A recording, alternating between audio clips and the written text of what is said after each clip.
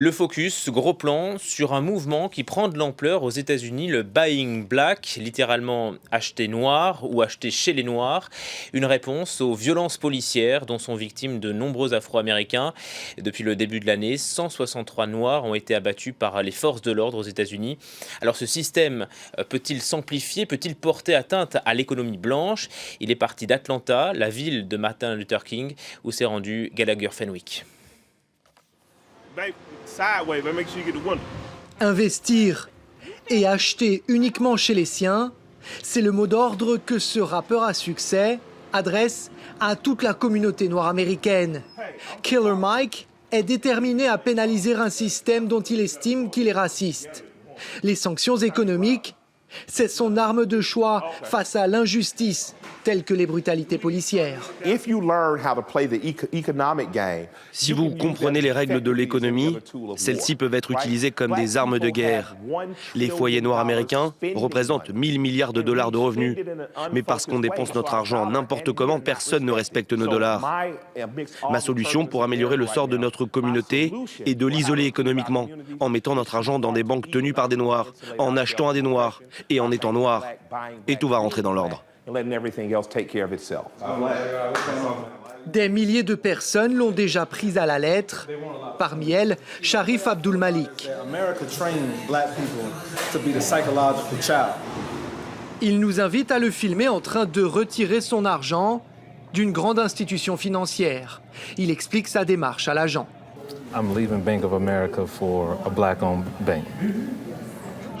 Interdit de filmer ici, notre caméra doit rester discrète.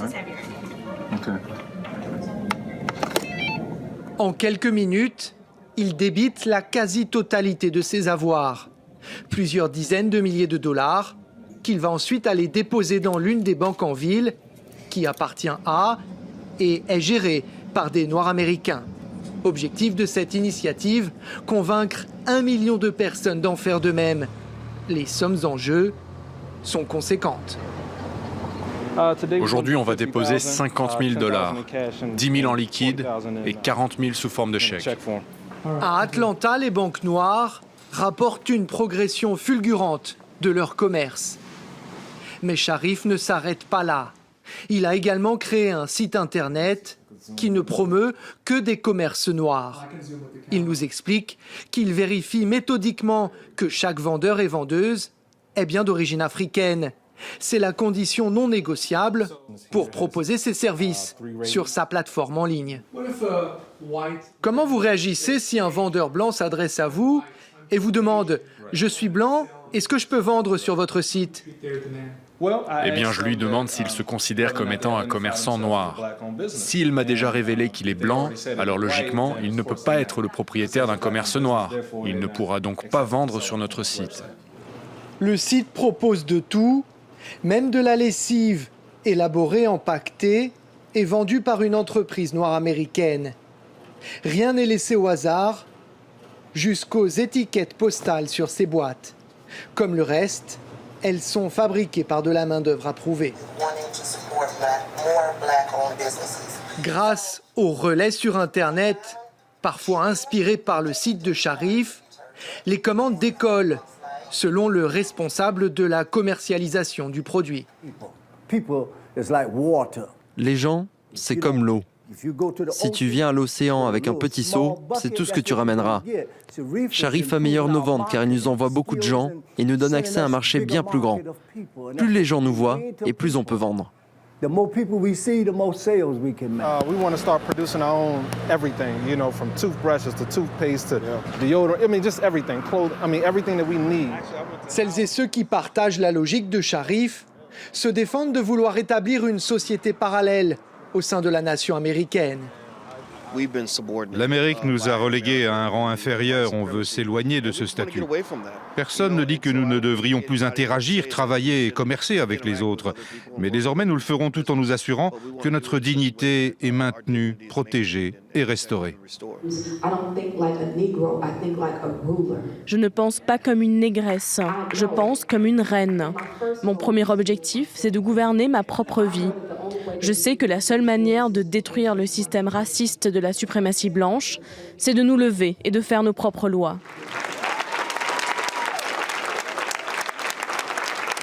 Le mouvement a pris de l'ampleur, mais il fait également face à des défis immenses.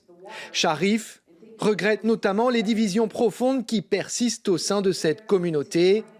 Il affirme être frustré par le fait que certains des Noirs américains les plus riches se sentent, selon lui, rarement concernés par ce genre d'initiative.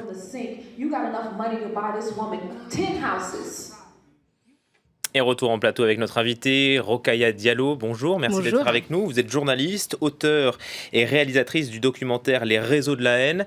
D'abord, quel est votre regard sur ce système de Buying Black ? Alors c'est un système qui est intéressant et qui s'inscrit dans un contexte où on a vu, avec l'actualité qui traverse l'Atlantique, que de nombreux Noirs américains sont exposés à des violences policières qui parfois et malheureusement trop souvent conduisent jusqu'à la mort. Donc ce système-là vient à la base, je pense, d'une initiative qui consiste quelque part à boycotter un système qui est oppressant pour les Noirs américains. Donc c'est évidemment c'est une société qui est différente de la nôtre, donc c'est pas forcément quelque chose qu'on pourrait directement reproduire en France, mais pour moi c'est une forme de réaction de la part des Afro-Américains qui participent à l'économie américaine mais finalement en bénéficient très peu puisqu'ils font partie des couches sociales les plus pauvres. Est-ce que c'est pas promouvoir le communautarisme, isoler une partie de la population contre une autre, opposer une partie contre une autre ?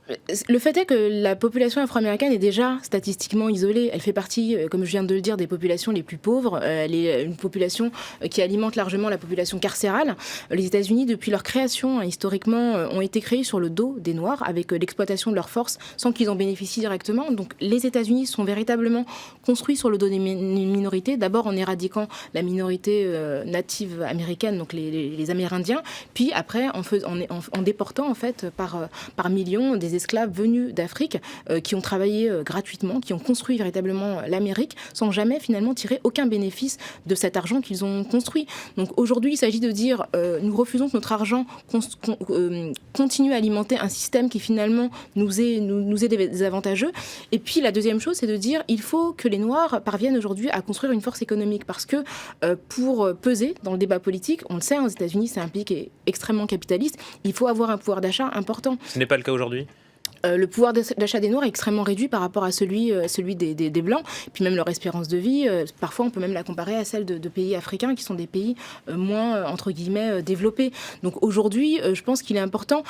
Ce que dit ce monsieur, en fait, c'est qu'il ne s'agit pas de fonder une société véritablement ségrégée, mais temporairement d'organiser un système qui permette aux Noirs de s'élever au même niveau, finalement, que leurs concitoyens blancs. Mais quitte à s'opposer aux Blancs ? Je ne crois pas qu'il y ait une opposition, simplement il s'agit aujourd'hui de dire que temporairement on unit nos forces en fait pour finalement parvenir à avoir un poids réel sur l'économie américaine et ce poids économique leur permettra aussi d'impulser des politiques quelque part qui vont jouer en leur faveur parce qu'aujourd'hui ce n'est pas le cas. Et je crois que aux États-Unis on le sait sur les campagnes présidentielles par exemple, sans argent il est extrêmement difficile de faire entendre sa voix.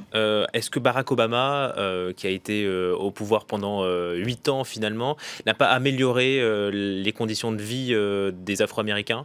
Alors, l'arrivée de Barack Obama, c'est de manière certaine une avancée symbolique. C'est-à-dire qu'aujourd'hui, on sait qu'un noir peut exercer la magistrature suprême aux États-Unis et le faire de manière tout à fait compétente. Pour les enfants qui ont grandi, qui sont nés en 2008, au début des années 2000, ils ont, notamment les enfants noirs, dans leur imaginaire, ils peuvent se représenter l'idée qu'étant adultes, ils peuvent devenir présidents. Donc symboliquement, c'est une avancée extrêmement importante. Mais paradoxalement, son arrivée, en fait, à ce niveau-là, a fait peur à beaucoup d'Américains qui étaient racistes, notamment ceux qui imaginaient en fait que le pays était un pays qui devait nécessairement être gouverné par des Blancs. Et donc on a une réaction extrêmement négative avec l'augmentation des achats d'armes à feu, l'augmentation des crimes racistes, qui quelque part est une manière de faire payer aux Noirs le fait qu'une famille afro-américaine soit à la Maison Blanche. Donc je crois que l'arrivée d'Obama a été le révélateur de tensions racistes qui n'étaient pas complètement apaisées depuis la ségrégation et l'esclavage. Où ira le vote noir aux États-Unis à la présidentielle ? présidentielle vers Hillary Clinton ? Je pense qu'il est assez peu probable qu'il aille vers Donald Trump, étant donné les propos extrêmement agressifs qu'il tient à l'encontre de toutes les minorités, qu'elles soient latino, afro-américaines. Traditionnellement, les afro-américains votent démocrate. Pour Barack Obama, ils ont voté à plus de 90%. Bill Clinton est extrêmement populaire auprès des afro-américains et par capillarité, Hillary Clinton bénéficie aussi de cette popularité qui était celle de son mari. J'ai eu l'occasion, lorsque j'étais aux États-Unis, d'assister à un meeting d'Hillary Clinton au milieu d'une population afro-américaine. Je crois qu'elle est quand même très très appréciée d'eux, même si elle n'est pas forcément très très populaire auprès de la population générale américaine. Pour revenir sur ce mouvement Buying Black, c'est un vrai mouvement qui s'est installé dans la société américaine ou pour l'instant est-ce que c'est marginal ? Alors c'est un mouvement qui pour l'instant est très localisé, hein. Là il s'agissait d'Atlanta. Pour moi je peux le rapporter à un autre mouvement qui était né en 2014, c'était un hashtag Not One Dime. En fait une militante new-yorkaise avait décidé le jour du Black Friday, donc c'est le jour qui suit Thanksgiving, donc qui est le plus gros jour d'achat aux États-Unis, de dire écoutez, nous, ce jour-là, nous les Noirs, on décide de ne pas dépenser. Et avec un hashtag, elle a vraiment, le hashtag s'est répandu, a été relayé par des stars américaines. Et il a été observé que ce jour-là, les ventes de biens, de manière générale de consommation, ont baissé. Donc c'était vraiment un mouvement de boycott pour dire ce système-là nous opprime. Il ne s'agissait pas à ce moment-là de dire on va acheter noir, simplement on ne va pas consommer pendant 24 heures.